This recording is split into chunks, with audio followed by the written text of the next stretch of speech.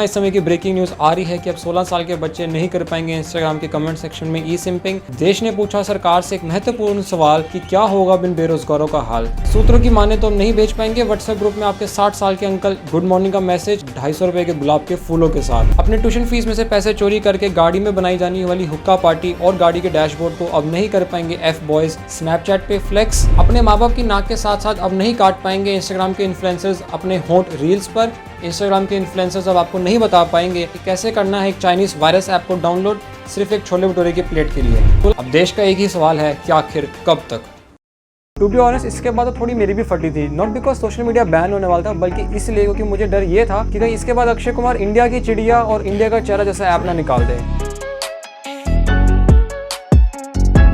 तो हाँ भी, क्या हाल है सब यार, welcome back to channel. And आज हम बात करने जा रहे हैं Indian government versus social media, यानी कि इंडियन गवर्नमेंट वर्सेस डेमोक्रेसी। क्योंकि इंडियन गवर्नमेंट में डेमोक्रेसी तो अब खैर, हम इस ई लफड़े को शुरू करें उससे पहले समझ लेते हैं कि ई लफड़ा किस चीज पर आधारित है। अब मुझे लगता है इंडियन गवर्नमेंट की आदत बन चुकी है, लॉज निकालो बिना किसी जजमेंट के उनको पास कर दो और उसके बाद एक नया लफड़ा उठा लो। इस बार ये ई लफड़ा उठा है फिर से इंडियन गवर्नमेंट के कुछ लॉज के ऊपर पे। आओ समझते हैं इन लॉज को और फिर देखते हैं कि लफड़ा क्यों हो रहा है। तो मैं इस पूरे लॉ की वर्ड टू वर्ड एक्सप्लेनेशन तो नहीं कर पाऊंगा, लेकिन हम बात कर लेते हैं कुछ प्रोज एंड कॉन्स की, या फिर कुछ प्रोज एंड कुछ कॉन्स। सबसे पहले बात कर लेते हैं कुछ कॉन्स। और जो ये लॉ है ये दो हिस्सों में बांटा गया है, social media and OTT platforms. तो पहले बात कर लेते हैं सोशल मीडिया की, हम फिर बात करेंगे ओटीटी प्लेटफॉर्म्स की। तो सोशल मीडिया प्लेटफॉर्म में सबसे बड़ा इफेक्ट जो आएगा वो अब ये है कि हर चीज के अंदर, हर रेगुलेशन के अंदर अब इंडियन गवर्नमेंट का हाथ होगा। अब इंडियन गवर्नमेंट हर चीज में अपनी टांग अड़ाने वाला है। फॉर एग्जाम्पल, इस लॉ के अकॉर्डिंगली अगर आज आप किसी भी प्लेटफॉर्म से अपना अकाउंट डिलीट करते हो, let's say you delete your account from Instagram, तो इंस्टाग्राम के पास आपका डेटा 6 महीने, जी हाँ 6 महीने, इंडियन गवर्नमेंट ने ये टाइम इस लॉ के साथ डबल कर दिया। ये टाइम से ये टाइम डबल हो चुका है। अब इंस्टाग्राम के पास या किसी भी सोशल मीडिया कंपनी के पास आपका अकाउंट डिलीट होने के बाद 6 महीने तक आपका डेटा रहेगा कि आपने उस प्लेटफॉर्म पे क्या करा और क्या शेयर करा। और इस डेटा को इंडियन गवर्नमेंट कभी भी उस प्लेटफॉर्म से मांग सकती है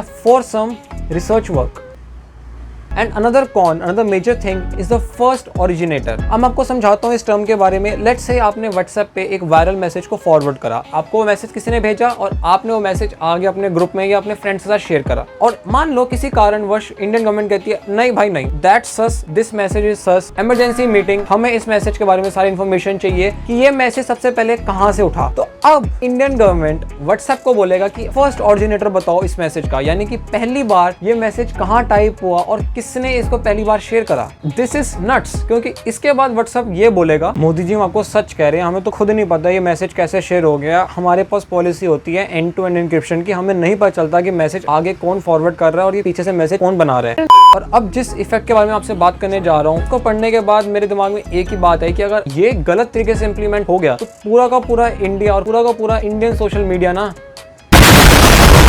चलो अब मैं कोशिश करूंगा इसको समझाने की in the simplest way possible. सोचो, आप दुकान पे जाते हो, और आप 2 किलो फुल टोन दूध लेके आते हो और घर आके जब उस दूध को खोलते हो और दूध को चेक करते हो, पता चलता है फुल टोन दूध की जगह बिस्लेरी की बोतल के साथ पता नहीं किसका दूध मिला के दे दिया है। तो अब आप गुस्से में हो और आपके पास 2 ऑप्शन है। पहला ऑप्शन कि आप उस दुकानदार के पास चले जाओ जिससे आपने दूध लिया और मार मार के उसका फुल टोन का दूध निकाल दो। और दूसरा ऑप्शन है आपके पास कि आप कंज्यूमर कोर्ट जाके उस दूध मैन्युफैक्चर कंपनी को ही घेर लो। और अगर आपका आंसर था ऑप्शन फर्स्ट तो मुबारक हो, आपकी सोच और इंडियन गवर्नमेंट की सोच बिल्कुल मिलती है। मैं मजाक नहीं कर रहा, ये लॉ ऐसे ही समझा सकता हूं मैं। एक्चुअली मैं आपको पूरी सीन समझाता हूं कि ये लॉ इतना डेंजरस क्यों है। देखो, जो भी हम सोशल मीडिया प्लेटफॉर्म्स यूज करते हैं जैसे यूट्यूब, इंस्टाग्राम, फेसबुक, ट्विटर, इन सबको एक्चुअली में कहा जाता है इंटरमीडियट्स इसलिए क्योंकि एक 22 साल के लड़के की फेक ईगल आईडी और एक 16 साल के बेरोजगार लड़के की सिंपिंग के बीच में गैप है, उसको ये इंटरमीडियट्स यानी कि इंस्टाग्राम भी तो आजकल भर रहा है। तो ये जो प्लेटफॉर्म होते हैं इनको इंटरमीडियट्स कहा जाता है क्योंकि ये थर्ड पार्टी की तरह काम करते हैं 2 लोगों को जोड़ने के लिए। और इनके पास एक इम्यूनिटी होती थी कि जब इंटरमीडियट्स के बीच में कनेक्शन बनेगा, यानी कि अगर एक प्लेटफॉर्म पे 2 लोग आपस में बात कर रहे हैं या कोई भी 2 लोग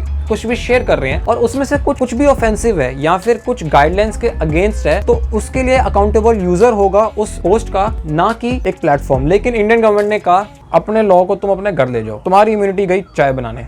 तो अब आपको समझ आ रहा होगा कि ये इम्यूनिटी एकदम से इन इंटरमीडिएट से उठा दी गई है। तो अगर आज हिंदुस्तानी भाव वापस आके सोशल मीडिया पे करेंगे जय हिंद दोस्तों। तो केस हिंदुस्तानी भाव पे नहीं, इंस्टाग्राम पे होगा। सोशल मीडिया के लॉस के ऊपर और बहुत सारी बातें हो सकती है, लेकिन अब हम रुख करते हैं OTT प्लेटफॉर्म्स का। इन पे जो रेगुलेशंस आई है ना, इसमें से सिर्फ मैं एक चीज एक्सप्लेन करूंगा और आपको पूरी कहानी साफ हो जाएगी। OTT प्लेटफॉर्म्स इंडिया में हैं, जैसे कि नेटफ्लिक्स, Amazon प्राइम, ये सारे OTT प्लेटफॉर्म्स होते हैं जो अपनी सीरीज और अपनी मूवीज इंडिया में लेके आते हैं। लेकिन इस लॉ के बाद इंडियन गवर्नमेंट ने कहा कि भाई हम इमरजेंसी ब्लॉक कर सकते हैं किसी भी कंटेंट को जो आप अपने प्लेटफॉर्म पे दिखाते हो, अगर हमें लगता है कि ये कंटेंट किसी स्पेशल मैसेज को प्रमोट कर रहा है, किसी स्पेशल ऑफेंसिव मैसेज को प्रमोट कर रहा है, जिसकी कोई रेगुलेशन नहीं है, जिसकी कोई गाइडलाइंस नहीं है। बस उन्होंने कहा कि हम किसी भी कंटेंट को इमरजेंसी ब्लॉकिंग के अंडर ब्लॉक कर सकते हैं। और इन्होंने इस लॉ के अंदर लिखा है कि ये पब्लिक ऑर्डर के अगेंस्ट आने वाले कंटेंट को इमरजेंसी ब्लॉकेज में ब्लॉक कर सकते हैं। और ये 3 पन्ने का पूरा इंडियन गवर्नमेंट का ऑफिशियल लॉ आया है और इसके किसी भी कोने में ये नहीं समझाएगा कि पब्लिक ऑर्डर आखिर में है क्या, मतलब किस चीज को हम पब्लिक ऑर्डर कह रहे हैं। लेकिन अगर सूत्रों की माने तो कहा जा रहा है कि इंडियन गवर्नमेंट ने ये नहीं कहा कि हमारी मर्जी, लेकिन उन्होंने कह दिया पब्लिक ऑर्डर। और सबसे मजेदार बात यह है कि ये पब्लिक ऑर्डर सिर्फ इस इमरजेंसी ब्लॉकेज के अंदर नहीं, OTT प्लेटफॉर्म के हर रेगुलेशन में यूज करा गया है। तो अगर कल को किसी भी वेबसाइट पे या किसी भी प्लेटफॉर्म पे कोई कंटेंट ब्लॉक हो जाता है, किसी यूजर का अकाउंट डीएक्टिवेट हो जाता है, या फिर आपका डेटा बाहर आ जाता है, या फिर किसी स्पेसिफिक मूवमेंट को लेके जो चीजें शेयर हो रही हैं, जो मूवमेंट शेयर हो रहा है उसको ब्लॉक कर दिया जाता है, तो उसका सिर्फ एक ही जॉब होगा, पब्लिक ऑर्डर, जो कभी डिफाइन ही नहीं हुआ।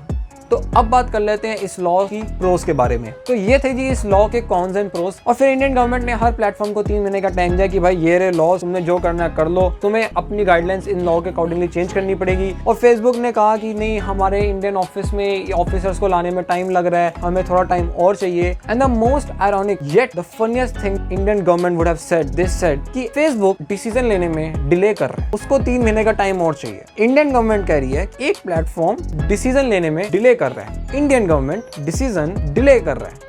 ठीक है यार, इस सब के बाद बवाल मचा, बीच में ये भी कंट्रोवर्सी उठी कि व्हाट्सएप बैन होने वाला है, फेसबुक ने नुक्ताचीनी करी, but somehow everything got settled. फिर मुझे लगा कि यार सब हो गया, लेकिन तभी कहानी में ट्विस्ट आया और गेम के बीच में आ गया ट्विटर। देखो, ट्विटर ना क्लास का वो बच्चा है जो सबसे शांत yet the most boss kid होता है, मतलब जो बोलता बहुत कम है, बहुत कम बोलता है, लेकिन जब बोलता है तो पूरी क्लास चुप हो जाती है। सबसे बड़ा रोल पूरी क्लासरूम की कंट्रोवर्सीज में उसी का ही होता है। एकदम अचानक से ये न्यूज सामने आई, Twitter removes blue tick from personal handle of Vice President of India Venkaiah Naidu. No reasons have been given as to why the verified tick was removed.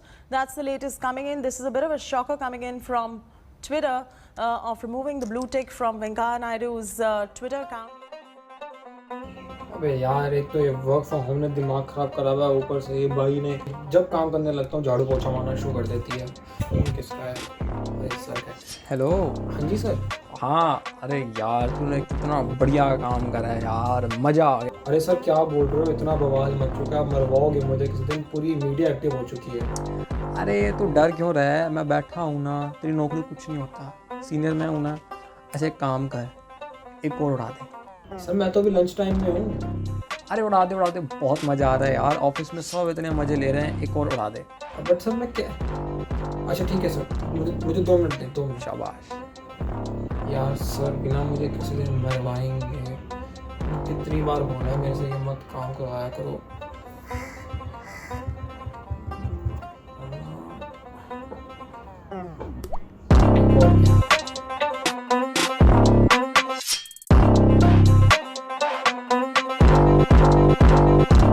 ऐसे ही देखते देखते ट्विटर ने इंडिया के वाइस प्रेसिडेंट का और RSS के कुछ members का वेरिफिकेशन टिक गायब कर दिया। और इसको मैं मिसलीड करते हुए ये नहीं कहना चाहता कि ये इसने इसलिए करा क्योंकि इंडिया ने नए लॉज लेके आए। ट्विटर ने इसका रीजन ये दिया कि क्योंकि ये अकाउंट काफी टाइम से इनएक्टिव थे, तो हमें हमारी पॉलिसी के अकॉर्डिंग इनका वेरिफिकेशन टिक हटाना पड़ा। और बीजेपी इंडियन गवर्नमेंट इस चीज के ऊपर इतना बबला गई जैसे कैरी के फैंस टिकटॉक वाली वीडियो डाउन होने पे हुए थे। बीजेपी वालों ने नहीं, इंडियन गवर्नमेंट ने ट्विटर को नोटिस भेजे हैं, ट्विटर पे केस करा है इंडियन गवर्नमेंट ने। शायद किसी ने बताया नहीं इंडियन गवर्नमेंट को कि उनके बेस्ट फ्रेंड को घर से बेघर करने में भी ना एक काफी बड़ा हाथ ट्विटर का भी था। When we should focus ourselves on the healthcare system and the overall crisis in the country, the Delhi police is running behind an app which does not even allow to change your mistakes। फिर वो mistake चाहे tweet के spelling में हो या tweet की information में, Twitter दूसरा चांस किसी को नहीं देता।